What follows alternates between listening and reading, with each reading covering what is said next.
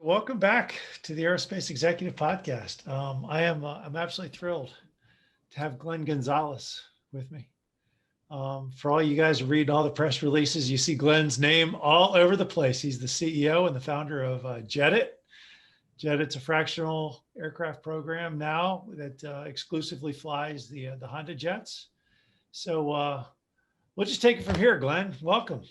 Yeah, thank you, Craig. I appreciate the opportunity to share with the executive podcast here, and very excited to connect with you and your audience. Our backgrounds are very similar, it seems. So let's talk about you a little bit. Air Force Academy grad, and you flew F-15s for what, 6, 7 years?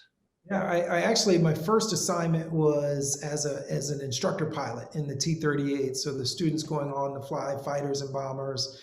Um, we were teaching them how to become high performance aircraft pilots, if you will. And then I went on to fly the F-15, and that was kind of the end of my active duty time frame, where I flew the Eagle for about 5 years, and had a blast. Loved every second of it. It was aviation, the pinnacle of aviation in a lot of ways, but Air Force needs and family needs met at a crossroads. And I transitioned off of active duty and found myself at Gulfstream in Savannah, Georgia. So you're flying Gulfstream, you're a demo pilot at Gulfstream for a couple of years, and then ultimately on the sales side up at Honda Aircraft. Correct. I started my time at Gulfstream in March of 2009, and I don't know if I've talked about this much in any other podcast. So, but I'll share it with you. After being there for 2 months, I was furloughed, and I was here. I am thinking I'm God's gift to aviation as a pilot. And when the economy turns down, the first people to be let go are pilots, and the last ones to be brought back are those same pilots. And so I found myself out of work for 6 months and recognized that, gosh, there's more things that I can do, but also that, gosh, I'd like to do something other than being one of those first to be let go and last to be returned from an organization. And that's what sparked my interest into sales and an opportunity into sales. And those are hard to come by at Gulfstream for sure, being one of the premier business jet manufacturers in the industry, but it did come about at Honda. But isn't it awesome though, where one door closes, Another one opens up, and you never know. You never know. You never know where you're going to be, and you're like, wow. Eventually, one day you look back and you say, getting laid off was the best thing that ever happened to me. In a lot of ways, right? It opened my eyes to, one, you're not God's gift to aviation, and two, there's a lot more that we can do in this industry beyond just flying and maintaining airplanes. Yeah. So Honda Jet, so you came on with Honda Jet and you were sales for a couple of years there. Yeah, I was sales at Honda for about 4.5 years. I was in charge of the Northeast region, everything from North Carolina north through Maine, with the westernmost states of Kentucky and Pennsylvania and West Virginia. Had a blast, loved every second of it, but recognized that, man, it's really going to be tough to sell a whole airplane to an audience at the time that wasn't really interested in what was at the time an unproven aircraft and unproven manufacturer. Right. Honda definitely stepped it up since then, but it's a competitive space. I mean, that area, the Honda Jet, you got TBMs, you've got, the small Embraers, the Phenoms. It's tough market. Yeah, it was tough sledding, especially at a higher price point. But that's what clued me into, gosh, there's a whole market opportunity here. These customers weren't buying net jets, they weren't buying Honda jets, they weren't buying into Wheels Up. And it was a lot of individuals that I was in conversation with on a daily basis. Yeah. And all of that made me realize that, gosh, there's a market opportunity here. And so my co-founder and I sat down and talked through it, and here we are. So let's talk about Jetit. I see your press release is fantastic. It's like you guys, I'm like, wow, you're killing it. So tell me, how many airplanes in your fleet now? So Jetit is the only fractional aircraft program designed exclusively you know, fleet, the Honda Jet is the only aircraft in the fleet. So you got a single type.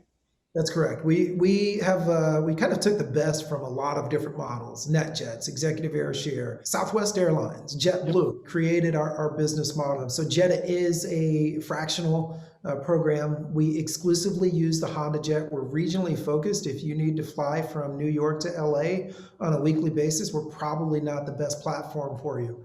But if you're going from New York to South Florida or South Florida to Texas, you really can't touch anything close to what Jetta can offer. Um, and so that we are Jetta and Jet Club. We currently operate 9 aircraft in the US. Number 10, we're waiting on to fly in Canada. So Jetta USA, Jetta Canada. But we use Jet Club. The name "it" just doesn't translate as well outside of the US. And the play on words, you just kind of lose it. So Jet Club is our European arm, and we have 1 airplane in operation, soon to add the second for Europe as well. Same business model, but tremendous value add for those US and European customers or Canadian customers that are traveling in those other countries consistently and still need that regional travel need. So we've got that Canadian customer who might find themselves in Paris, and while they're in Europe, they want to travel from Paris to London, or they want to go and vacation in Geneva. They can use the service there just the same as they use the service here in the US or in Canada, and reciprocally all around. What's your pricing, your business model? It's what's everybody's got a little bit of a different everybody's got a little bit of a different angle. Yeah, So is it a buy-in program? Are you buying in? You are buying a piece of the airplane. In exchange for that, you own a piece of the aircraft. It's titled to you or your entity. That said, the airplane belongs to you for a number of days annually. And depending on the share size that you buy, that will dictate how early in advance you can reserve the airplane, or how late really you can reserve the airplane. Lastly, along those lines, as a share owner, as someone who's bought into the airplane, it's your airplane for $1,600 an hour, and it's your airplane for a whole day at a time within crew duty day restrictions. Mhm. And again, to have an airplane as capable as the Honda Jet for $1,600 an hour to fly from South Florida to the Hamptons for less than $5,000, and to take your family of 3 or 4 with you, it really is an unmatched experience. It's an unmatched value, and it's a high level of touch and service that we add in to that experience. Gotcha. So that's a big step. Let's talk about a little bit. That's a big step to go from aircraft sales guy or Air Force pilot to aircraft sales guy to, hey, I'm going to go out and create this business. So let's talk about that in your head. What was going on with that when you were making that transition? It was one of those interesting things where it seemed like there's an opportunity here that one of the things we used to say in fighters is no one crosses through your windscreen without you pulling the trigger. And it was one of those opportunities where this business model, this market need is essentially flying and hovering right in front of the windscreen. So it seemed like an easy shot. Needless to say, it's never easy. You've got to get the timing right, and there's a lot of effort to get to that point. And so we spent the better part of 2 years building the model, recognizing that the opportunity was there, and it's been tough. It has not been easy by any stretch, but the opportunity that presented itself, the market need, the confluence of the market need, the aircraft being a leap in technology, and what we believe to be an innovative business model that we are the only ones conducting it in this manner. I think the intersection of all of those 3 things was what I recognized as the opportunity that you can't miss. You got to pull the trigger here. Let's go for it. What convinced you that the need was there? What convinced you that the need was there? And more importantly, what convinced you that, hey, the model needed to be set up this way? I mean, that's a big, Yeah. there's a lot of moving parts there. Yeah, definitely. The degree of difficulty is quite high. I think, putting on my fighter pilot hat from a strategy standpoint, putting on my corporate pilot hat from an operations and standpoint, and then my business school hat, and all of the numerous case studies, day-to-day case studies with entrepreneurs and executives trying to sell them airplanes. Those relationships are invaluable. Putting all of those hats on and to build the model had to work. And in building the model, the focus was, well, again, going back to that strategy, what are the threats, the known threats, the unknown threats, the unknown unknowns, and we've got to mitigate for like all of those threats. Business school tells you you got to use your Porter's 5 forces, and so applying that with the military experience and all of that with the operational experience that I had, it seemed to work. And did the numbers then match up to be above zero? And all of those things worked out, and being able to connect with those entrepreneurs, those executives, and bounce ideas off of them. All of those things together led into where we are today. You got nine airplanes, which probably means 25 pilots. We're actually up to 40 pilots. Okay. That's a big number. Yeah, and we fully expect to double our fleet this year, as long as Honda continues to produce the airplanes in a timely manner for us. Then what's the support crew? You got scheduling? You've got, I mean, there's a lot of it. That's running 9 airplanes. Any management company will tell you it's a big effort. It's a growing need, or a growing organization, and we have lots of needs. We're right now filling our. We have a professional dispatch team that currently consists of 5. We're soon to double that number. We have a client experience team that we have account managers that are engaging with all of our owners as they have requests and needs. It's not just about getting you from A to B at the time that you wanted to get there. What are you going to do on the ground? What can we do to support you there just the same? But then there's maintenance, there's sales, and so we have a very thorough and robust team, just like many of the larger companies. But all of our dispatchers are professionally trained and licensed dispatchers. We've got flight coordinators engaged. So we basically go through a planning and execution and a post-flight team within our organization. What was the hardest part about getting set up? You've got to deal with Honda. I know you've got, look, no, it costs a little bit of money to get started. So you've got some investment behind you underneath. What was the hardest part? Was it, getting the investment, talking to an investor, making the deal with Honda, getting the people, a little bit of everything? It's been a lot of everything. Everything's been tough. No one talks about being an entrepreneur and how challenging it might be. And both of our backgrounds are unique, and we've done some interesting things in this industry. And a lot of that is transferable. A lot of those skills, right, planning a mission, in making sure that everyone who started the mission with you is going to get home that day, and then executing it.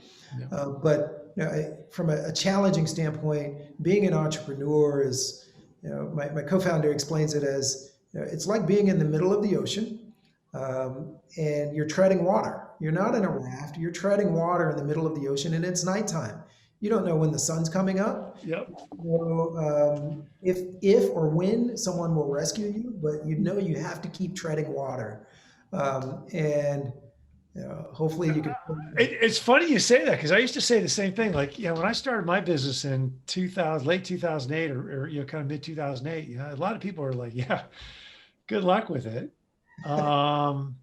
You're nuts." You feel like you've been kicked off the island because you're not really a part of anything. You're off on your own. I used to say the same thing to my wife. I feel like I'm in the middle of the Atlantic Ocean at night. I'm swimming, but it's dark, and I don't have a compass, and I don't know which way land. And you're kind of feeling your way around. So it's If I had to pin my finger on one thing, we are growing with Honda, so managing our internal growth and support from a single source supplier, it's challenging because they're learning with us in a lot of ways, and they've been extremely flexible and they've been great to work with. But that relationship has not been without its challenges. Um, it's working out very well. But we're both learning how to manage a fleet. We are the largest fleet operator and of Honda jets, and expect to keep it that way. We've been helping them learn, and they've been learning and coaching us along the way just the same. So how do you convince, you're not a startup, but you're not really a mature company either. When you were a startup, how did you convince people to come aboard with you? I mean, pilots, it's a competitive market for pilots right now. Mechanics, competitive market. Jet Club, Jet It. How'd you convince people to go, hey, look, we're going to be the best thing since sliced bread, Wow. and you need to join us. I think it's creating a nurturing environment, allowing people to see, where we are today and where we're going, but surrounding them with the people that they will work with. When it comes to the flight crew, as a professional, having been a professional pilot, I understand that compensation is important. We outpace our competition by a long shot. Quality of life is critical, and our business model allows a lot of our pilots to return home at night because of our days-based model. Sure. The other piece of that is we're flying brand new, super high-tech airplanes with the Honda jet. So those things, coupled with the fact that we hire great people and introduce those people to our new hirees or our interviewees, to show them this is the environment that you'll work in. I'm so proud of the fact that every single one of our pilots and flight crew, we enjoy one another. I still jump in the airplanes to engage, simply for the fact that it's a good way for me to relieve some stress. I still enjoy flying, but also from a quality assurance standpoint to make sure that things are happening for our crew. We've got great people that all get along, and it's a warm, nurturing environment to be a part of. It's interesting. You talked about Gulfstream getting laid off early. One of the, one of the areas I'm having a really easy time is recruiting out of. I just recruited a lady out of Textron. I just recruited a lady out of Gulfstream, and they're all going, hey, look, I got a lot of confidence in myself, and I'm not sure in the big company. I feel limited in a big company. Let's go roll some dice and take a shot. I think you maybe have a new VP of, I just placed a new VP of engineering for XTI aircraft. He came out of Ariane. He's like, look, I want another startup. It's that. It's something about this startup environment that just, if you're accepting of this high-paced, high-energy, high-growth environment where you don't mind change, you don't mind conflict. We call it positive friction here. But if you are okay with those things, that adrenaline that you get from succeeding on a day in and day out basis, even though it might only be a 0.01% increase that day, you're going to see that increase. Whereas the larger corporate outfits, that 0.01% increase might be the memo making it to the next desk. I always call it the tugboat theory. The tugboat theory is, hey, look, you got a big 1,000-foot long box ship. You're managing a system. If you're the captain of a big cargo ship, you're managing a system. If you're the captain of a little tugboat in a harbor, pushing those shit, there's a lot of ambiguity there. And it's if you don't like ambiguity, go work for the government. If you thrive on it, go to a startup, right? Yeah, we Vishal and my co-founder and I, we talk about it a lot. We are allergic to bureaucracy. We've experienced it in the military, Gulfstream, Honda. We like to try to keep things lean and flexible, and let's do things smartly. Let's make sure that everyone has a voice at Jet. Yeah. So how are you and Vishal, how are you guys dividing and conquering? I mean, how are you dividing up the duties? You know, What's very interesting is we were fundraising. A lot of people would say, Glenn, I don't know if this world or war on two fronts is a good decision.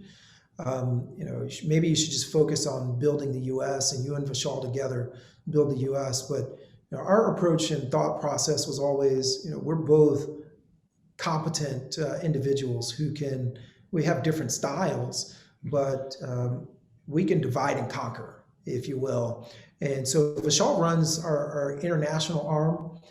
Currently, our efforts in Europe and eventually in Southeast Asia. And I run North America and have great people surrounding both of us in every environment, from COO on down through every aspect of the organization. And so he's fully capable and runs our international arm with Jet Club, and I've been running the U.S. And we make our decisions. We come together and talk through them before we make any large scale decisions. But we run our companies together. So you're in a pretty competitive market. I mean, it's think about guys the players that have been around, NetJets, FlexJet. Now you got Wheels Up. You've got some of the other you just got Part 135 guys. And now you're coming along and saying, hey, where are your customers coming from? Don't get too specific. Where are they coming from? And how did you convince them that, hey, this is awesome? There's been a lot of fits and starts in this arena. And it sounds like you guys are doing really well. What's the selling point to the customer? Yeah, I think it's just a total value proposition. It's the idea that I have access and now own a piece of an airplane, and the utilization of it, the cost to use it is very similar to as if I own the entire aircraft. With a days-based model, if I need to go from Dallas to Kansas City, have a meeting in Kansas City, and then I need to go over to Oklahoma City, but I still need to get home to my family, I can do that if I own my own airplane. In our case, with our days-based model, I still can do that. And I still am only paying, I can still take advantage of the Honda Jet's low operating costs. And I'm only paying $1,600 an hour. But I don't have all of the headache of managing a whole airplane. I don't have the challenges of finding crew members in a challenging market for crew members. I don't need to worry about the insurance or any of those things. We take care of all of the headache, and we add so much more value to that. So it's that total value proposition where you've got a 24/7 concierge at your disposal. You've got the ability to utilize the service in other countries.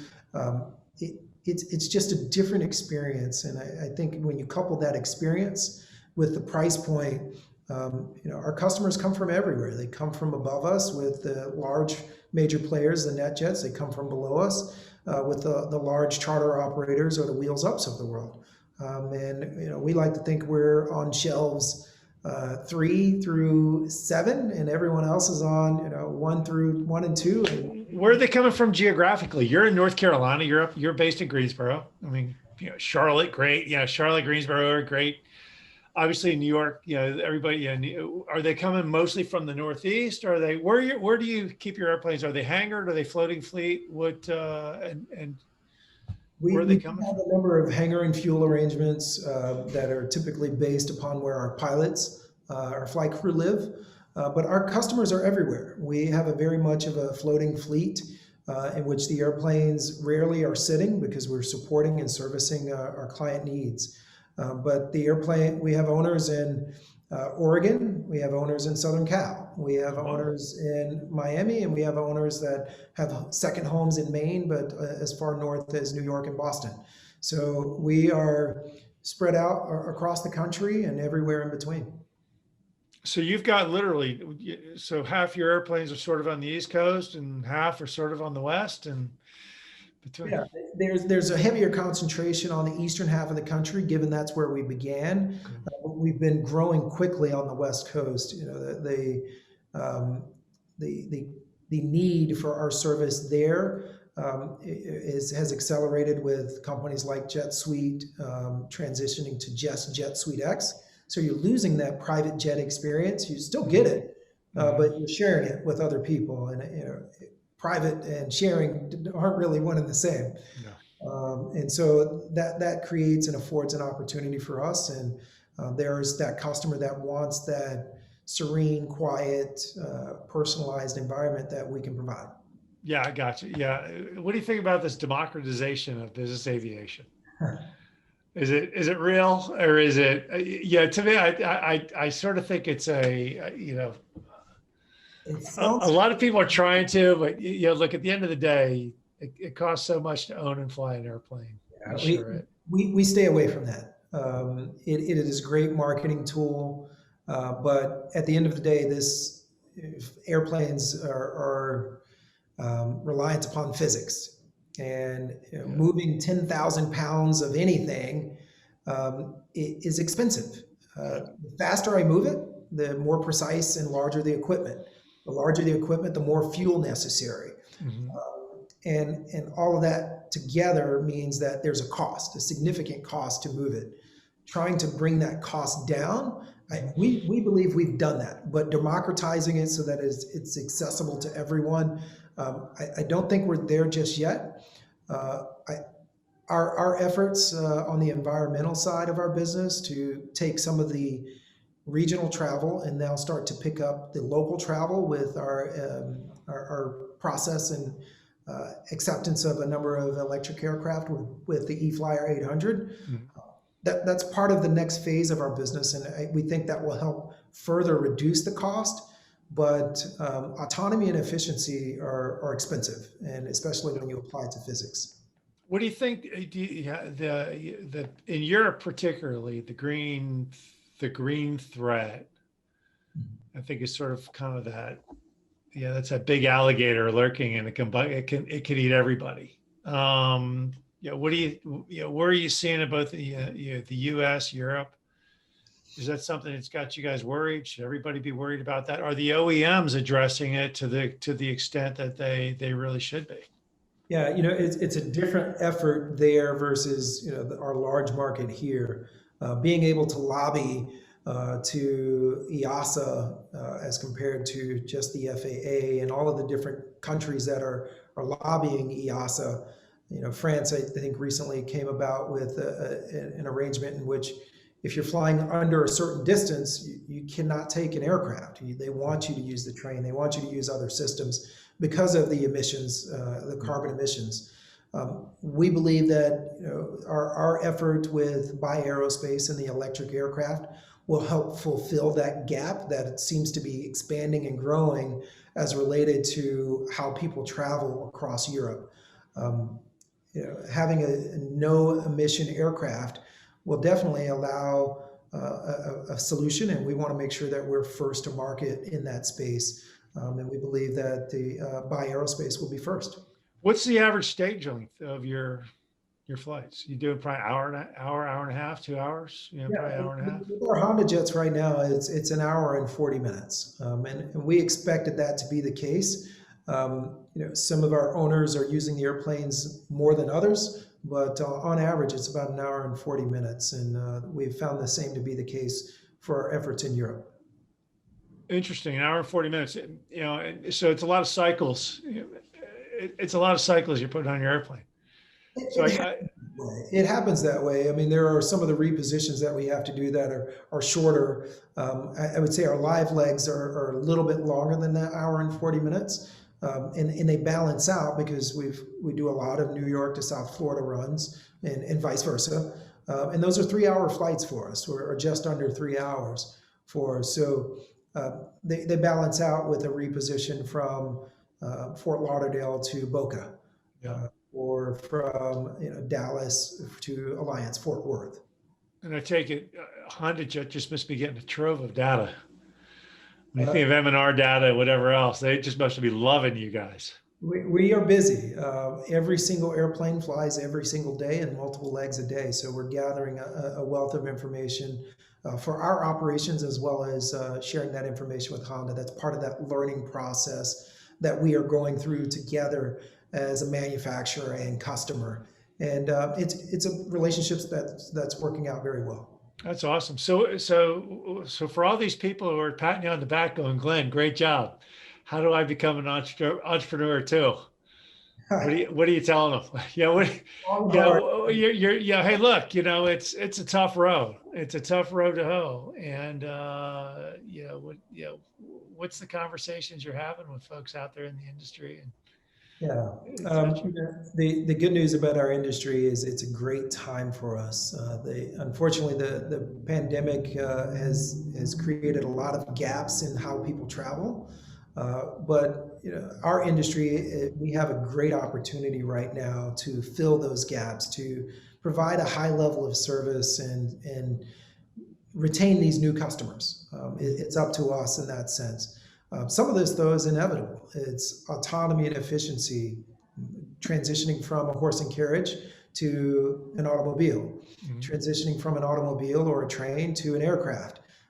Those things provide more autonomy and efficiency for you, and that's the evolution of transportation. So for the person who's thinking about becoming an entrepreneur in any business, I'd say think long and hard. But at the same time, I also would say that, yeah, why not you? You can do it. And most likely, it might be a different experience, but you've probably been here before. Yeah. What's scaring you the most? I mean, everybody keeps talking about, hey, pilots are going to be in short demand. Mechanics are getting hard to find. A&P mechanics are hard to find. Where do you see the most? Where do you see what's scaring you a little bit out there? Yeah, I would say that the thing that scares me is making sure that we are scaled properly for our growth. We've sold out our first 3 airplanes of the year, but supporting those airplanes, there are only 2 priorities that we focus on at Jedit. Number 1, operate safely. Number 2, keep people happy. And that keeping people happy means that we have to not just grow, but we have to scale. We have to have the infrastructure in place so that we're not the clumsy, 12-year-old at 6'5". We want to be nimble and athletic in how we manage that growth. Making sure that we're scaling appropriately and we're maintaining our agility, our flexibility as we're growing to make sure that we're keeping people happy. That's the one thing that I would say keeps me up at night. So no business succeeds in a vacuum, and no CEO succeeds in a vacuum. When you're starting to feel like lost, who do you reach out to? Who coaches you? Who mentors you? Who do you reach out to when you're stuck? Yeah, we've got some amazing team members here at Jedit, from private equity and Harvard Business School and the insurance space and academia. I typically start with our team. We are super diverse from experience, from culture, from professional experience, personal experience. And so I start there. And then if I need more support, it kind of depends on what kind of support it is. I go to my family when I need to be, hugged. But when it's around the business, I have a number of individuals. There's a guy who's an entrepreneur, first section Tokyo Stock Exchange. I reach out to him quite a bit when I need support, and he's one of the few individuals that has grown as an entrepreneur to grow his business to that point. And there's so many other confidants and mentors that I'm very blessed to have and to reach out to. It just kind of depends on what the particular need is. So happy customers are always your best friends. Do they come in and help you a little bit? And very much so. Build some relationships. What's great about it is they are excited about our business. They're excited to participate. They're excited to offer advice and guidance. There are people from automotive and venture capital and private equity and real estate. And so they all have these unique experiences, and they're in the seat. They're enjoying and experiencing what we offer and what we've promised. And they're not shy about giving feedback. And so I can rely upon their expertise and their guidance. People who've been celebrated executives, Entrepreneurship Hall of Fame, so many great individuals that are willing to share their excitement with us to help us scale, not just grow. What do you want to scale to? What is success ultimately for the Jet Club and Jet It going to look like? Yeah. You got 9 airplanes now. You got 3 sold out this year. Very nice. You're probably selling them as quick as Honda can build them. Yeah. What do you want to look like? And when do you say this is enough? It just kind of depends on what the market's willing to bear. We are one handshake, one conversation, one flight at a time. And we stay focused on that. We want to make sure that we pay attention to the near rocks and we don't miss the alligator that's right next to our canoe, if you will. Yeah. We think the market will grow and allow us to have up to 60 airplanes here in the U.S. And we're not sure how many airplanes will be absorbed in the Canadian market, but we're not sure. We'll let the market decide, and we'll make people happy and operate safely one flight at a time. That's awesome. Who's out there doing it right? I mean, obviously you guys are doing it right. Honda's supporting you well. Who else is out there in the industry that's just doing? Who do you think is out there just doing it? Great partnership for you, or they're just doing a great job? Yeah, Honda's been a tremendous partner for us. We're excited to continue growing our relationships. We're very much focused on supporting our owners. When it comes to bringing new players into the marketplace, we have an on-demand sommelier with Heart and Crew. We are working with a fitness firm, both internally as well as to offer to our owners when they're out on the road and traveling. We want to be a part of your lives. So we work with Swerkit, which is another veteran-owned company. We work with a lot of nonprofits that utilize private aviation. So I guess who's working well in the industry. I think all of our partners are, and they're supporting our needs and supporting our owner needs as related to travel. Outside of Jet It and our little microcosm of the industry, everyone's doing such a great job to do, like I said, support the entire market that's growing and expanding. And the manufacturers are busy, they're stressed, the operators are stressed and busy. And it's our opportunity to grow this business and sustain any new customers, or retain and sustain any new customers that come to us. That's awesome. It's a great story. I love seeing all your press releases.